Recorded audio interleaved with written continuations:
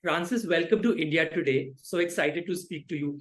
I quickly want to jump into a fan favorite question, and I'm guessing that you've spoken about this a bit. But at what point into the film, or at what point post the teaser and trailer coming out, did you realize that the line "It's the things that we love the most destroy us" became iconic? I mean, I see it as tattoos on fans' arms. I see it as a line that is being celebrated on in fandoms. At what point did you realize that people have taken very personally to this line? Wow, I guess it was probably in the, honestly, it's the teaser trailer. I mean, it's what's interesting about the use of that line is it was actually created, or it was sort of the use of it was created by the marketing team at Lionsgate. And there was a piece while we were still shooting that was being cut together, almost like a little sizzle reel that was going to be shared with sort of the, studio, like international distribution partners, to get people excited. And the marketing team used it at the end. And I actually thought that the line was very compelling. And, if you go back to the original books and the materials, it honestly had nothing to do with, with Lucy Gray in any way. But now, because we've been using it, it's given sort of the original line new meaning. And so it ended up being in this kind of sizzle reel, and then it was in the teaser trailer. And then I end up using it in the movie as well. And just because I think it fits this story so perfectly. Absolutely. And Hunger Games has almost become a franchise that is so personal for all of us. We are so invested into each and every character that whenever there's an announcement of a film, it does feel like a part of our life is perhaps coming alive. Does that also resonate with you, given the fact that how much you have invested your life and time in these films? Yeah, 100%. I mean, I started as a fan of the books. I was a fan of the first movie, and so to get to be a part of this franchise was an amazing experience. I will say that when we finished the Mockingjay movies, I remember there was a museum that was started, a Hunger Games exhibition, and it traveled around the world, and it started in Times Square in New York. I think it's now sort of permanently in Las Vegas. And we got a tour of it, and it was me and it was Jen and Josh and Liam, and there was just something really amazing about feeling like, that we were a part of something that's deserving of an exhibition like this and a museum, and then so many people are going to go and visit, and so many elements that we created are, such an important part of people's lives. It's a very fulfilling experience. I'm calling it the Hunger Games Met Gala. Let's put that Yeah, out there. yeah, perfect. I have to say that the films are a huge hit in India. I mean, there is something about the story and the characters that resonates across the world. It doesn't need to have a certain language, right? I want to speak to you a bit about movies in India. Have you watched any? Have you heard of the films that we make here? Because it's all song and dance and action and color. I've definitely heard of some. I have not seen enough, and in all honesty, and I would actually love to see more of more Indian films. Great. I also have to ask you that, if I say it's a trick question, if somebody comes to you and asks you, what's the one thing that makes a good adaptation into a full screen experience? It's such a tricky question, right? But now that you've done this for so long, if you had to give this bit of advice to somebody, a rookie, what would you say? What do you have to keep in mind? I don't.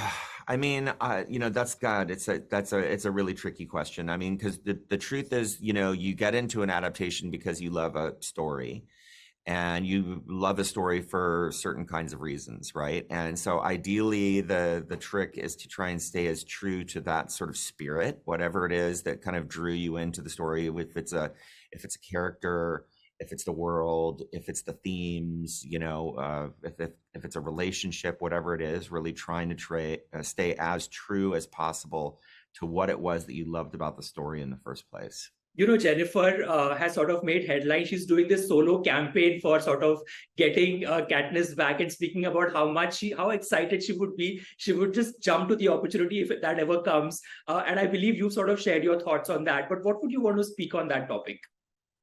Um, I mean, look, I think Jen's great. Jen and I are friends. Maybe she'd want to play Katniss again at some point. I personally feel like the Katniss story is complete and it's Right. done. And again, anytime if like I was going to do another Hunger Games thing, it would always have to come from Suzanne Collins, and because she writes so thematically and it's about so many relevant ideas. But I just feel like that chapter's closed. But I honestly just love the support and that she's out there and still supporting these movies. Oh, yes. You mentioned Susan Collins, and that's such an important part because there's that scene where Dr. Gall asks Snow that, what do you think the Hunger Games are for? That line just sends shivers down my spine every time I see that or hear it. If you had to answer that question, what are the Hunger Games for? What would your one-line answer be? Or what would your answer be? I mean, my one-line answer would probably be like, the explanation that Donald Sutherland's character gives in the beginning of the first movie, or it's the explanation that young Snow starts to give in the classroom when he gets interrupted, because there's it's a punishment to the districts for the crimes committed against the Capitol during the war.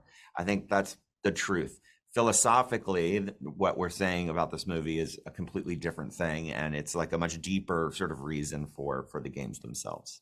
Right. And Katniss and Lucy are so diverse and so different. Like when we look at it, they're almost sort of two sides of the same coin, perhaps. But is there a common thread that sort of binds them? If I have to ask you, what's the one common thing that sort of you feel that these characters or the emotions that they bring out is the constant?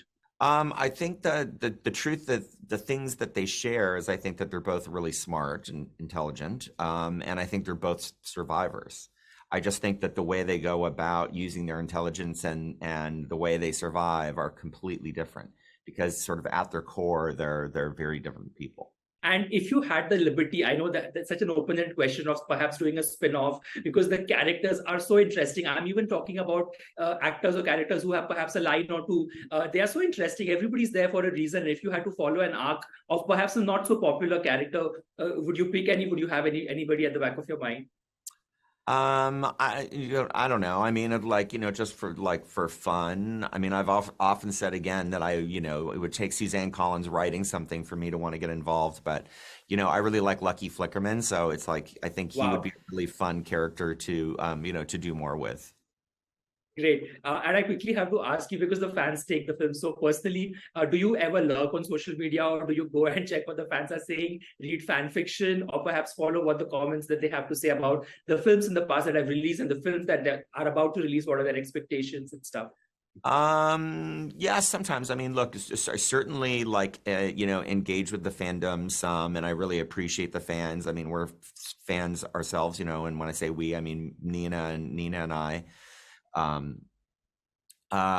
don't really constantly check on like comments and things like that. I'm not big on that, but like I love reaction videos. So I love when we release a trailer and you see a bunch of fans, especially when they get together and watch a trailer. And when we first released the teaser trailer, we had this event in Las Vegas, and Lionsgate, I should say, flew a bunch of these super fans from around the world, from Australia and Germany, and they were the first people that we showed. So we actually brought them to the exhibition and showed them the trailer, and so we got to watch them live. So I love all of that kind of stuff. Wow. And my last question is, do you have anything, any memorabilia, any piece from set, an item that is with you, perhaps from the films in the past, or if at all you would ever want to pick something from the current film? Do you have something at home or in your personal collection? I don't think so. I mean, I usually just take the slate, the film slate. I take that. I'm trying to think if I have any. I don't think I actually. No, you know what I actually have, which is from this movie, is I have Lucy Gray's guitar. Oh, wow. Yeah. Wow. That's a cool one to have. Francis, thank you so much for speaking. I love the film. Can't wait to watch it with my friends and family.